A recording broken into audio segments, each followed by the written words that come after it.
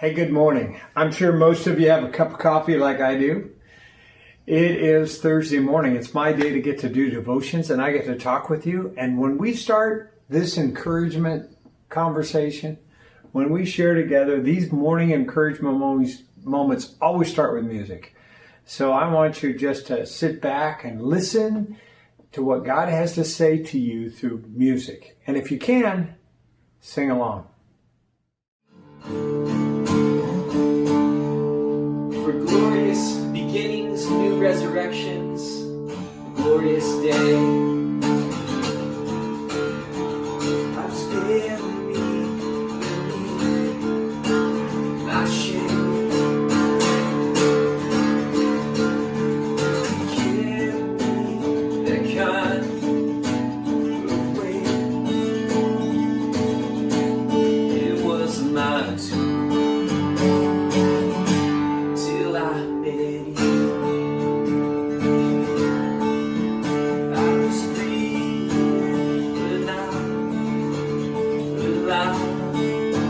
Our story, all my failures I tried to hide. It was not till I met you. You called my name, and I ran out of that grave.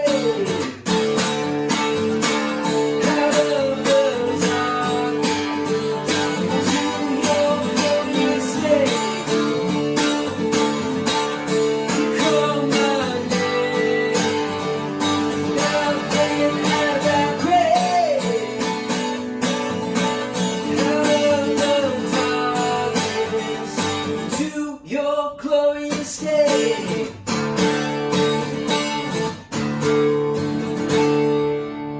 Now your mercy has saved my soul, and your freedom is all that I know.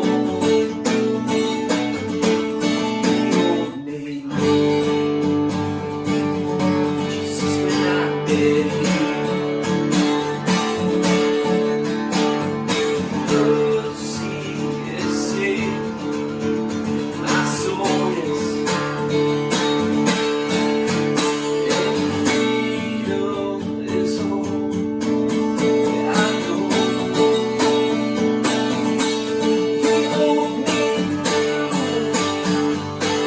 Jesus, when I met you.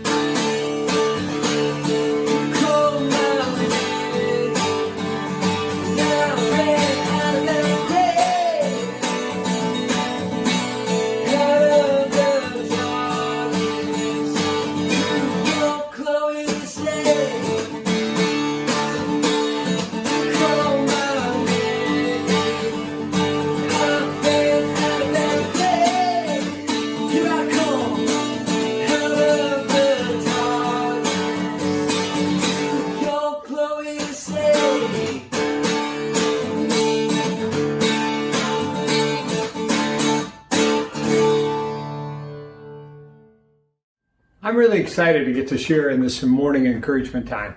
I've been doing it on Mondays, and now I'm going to do it on Thursdays. Brian's going to do it on Tuesdays and Fridays, and James is going to do it on Wednesdays and Saturdays. I got to listen to James yesterday, and he did such a good job in Judges, and I want to know, I don't know about you, but Judges sometimes is kind of hard to understand.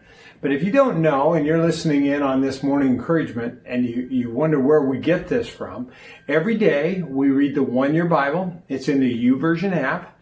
I read it in the New Living Translation. And we pick a little bit of the old, a little bit of the new, little Psalms, little Proverbs. And there's always something that sticks out. Well, since James suggested Judges, I thought I'm going to do Judges again today. In fact, the judge's reading of the day is one of the most famous stories. Probably a story that even people that don't know anything about the Bible have heard about this story. It's the story of Samson. Except I don't want to talk to you about the end of Samson's story. I want to talk to you about the beginning of Samson's stories. Now let me set the scene for you. The book of Judges, it describes it this way. It says that the people used to do whatever they felt was right and let it just kind of settle in. And just whatever they felt was right to do, that's what they did in their mind. And if you think about that, if we just did whatever we thought was right to do, we probably wouldn't always do the right thing. And that's exactly what was happening here. These people would get off the track. They would go the wrong way. And I wish in Judges there was a little side note that said, those people shouldn't have done that. Or another side note that said, that's a really bad idea. Or even another side note that would say, hey, God really didn't think that was a good idea. But there's no one that gives you a little commentary like that. But in spite of all that, there's really some good lessons to be learned out of the book of Judges. So let's look at it. Let's dig in today. This today is Judges chapter 12 and chapter 13. And today, the beginning of the story of Samson is a story of a couple who can't have kids. And in that culture, if you can't have kids, they believe that God had a curse on your life. So they felt like there was a curse on their life. And one day an angel shows up and tells the wife, you're going to have children. And here in verse 4 it says, be careful not to drink any wine or any other alcoholic drink, nor eat any forbidden food. You'll become pregnant, give birth to a son, and his hair must never be cut. For he will be dedicated to God as a Nazirite from birth. He will begin to rescue the people from the Philistines.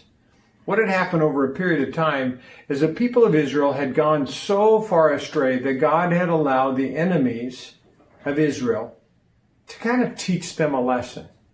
And now he wants a miracle to come along. He wants to bring someone along to save them from their sins, really from their own problem.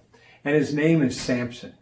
And it comes from a miraculous birth announced by an angel. Of course, you know what that sounds like. That sounds like Jesus. It sounds like what happened for all of us. In fact, I just want to say this. The Old Testament, New Testament, all have the same story. We go astray. We need rescuing. God sends someone who we need to listen to so that we can be rescued. That's the story of Jesus. He was a miraculous born child that rescues us from ourselves. That's the story of Samson too. Well, in verse 24, it says the son was born.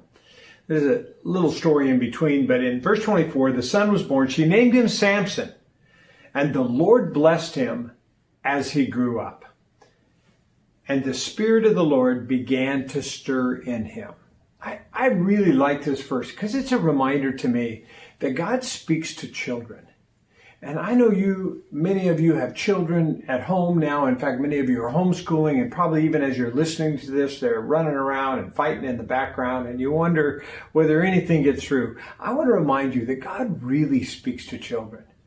And for Samson, it says that the Spirit of the Lord was stirring in him. And I'm reminded of that because I have this class, I call it the PIT class, Preachers in Training class. And I see kids from the very young age hear from God, know that they want to be used by God in a special way. And I'm convinced today that in your own home are some special children that God is going to use to rescue people from going the wrong way. So don't forget that. Listen to them when they say they've been hearing from God. Listen to them when they ask questions about God. Be involved in their lives and teach them spiritually.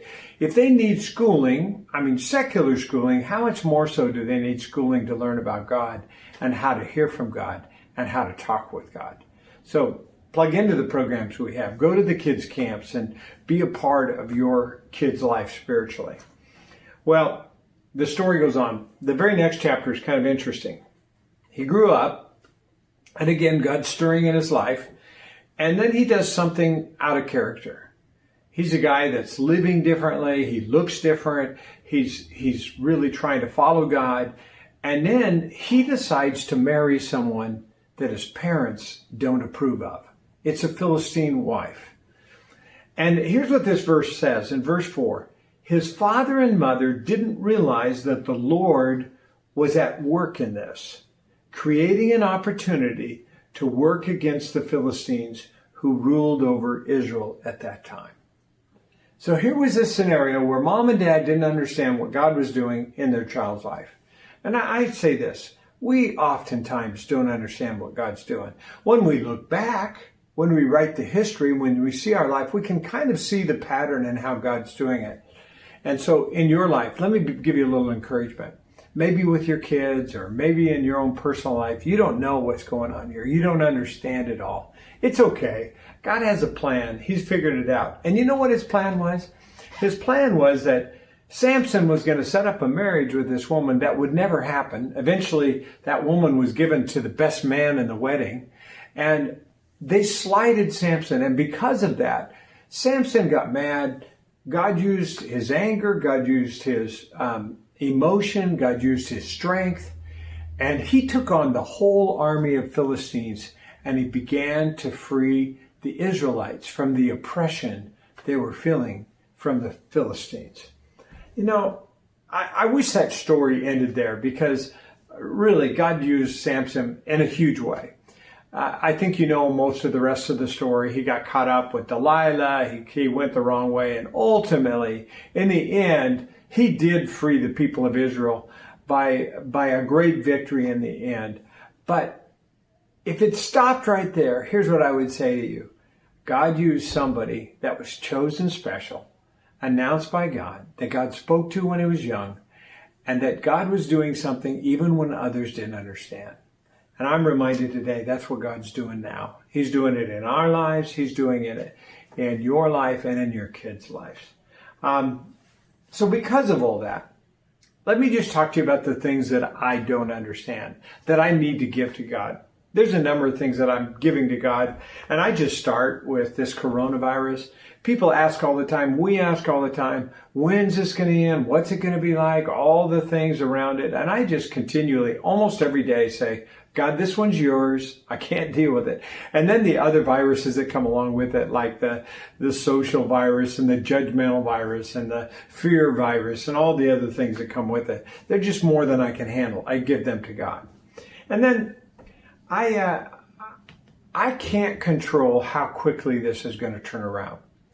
For poor people everywhere, for businesses that may completely lose their business and their livelihood, for people that will lose their jobs. If this doesn't turn around quickly, wow, this can be really tough. And so I can't control that. I wish I could, but I can't control that. I have to give that to God. I can't control other people's perceptions of me or of other people. It seems like there's lots of conflict in that arena today. I can't control the experts.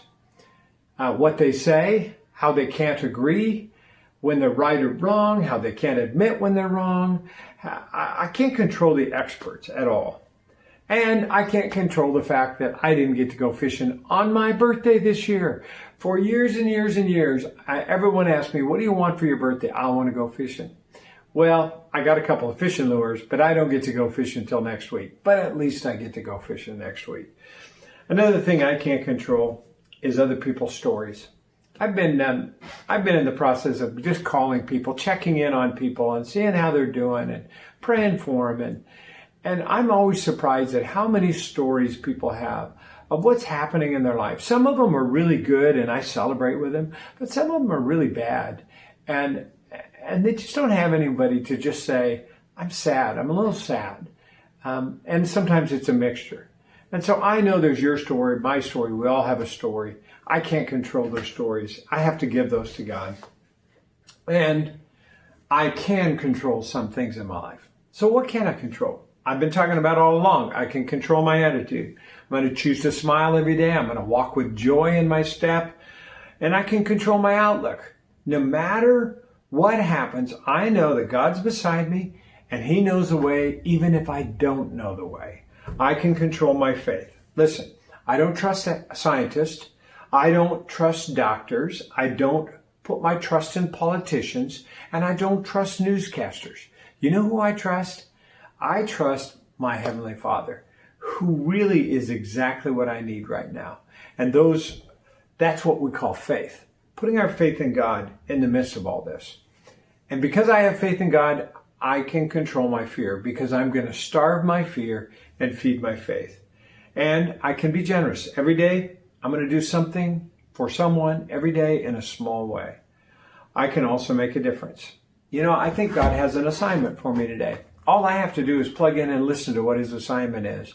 And I know that will make a difference in someone's life. So here's some things I'm thanking God for.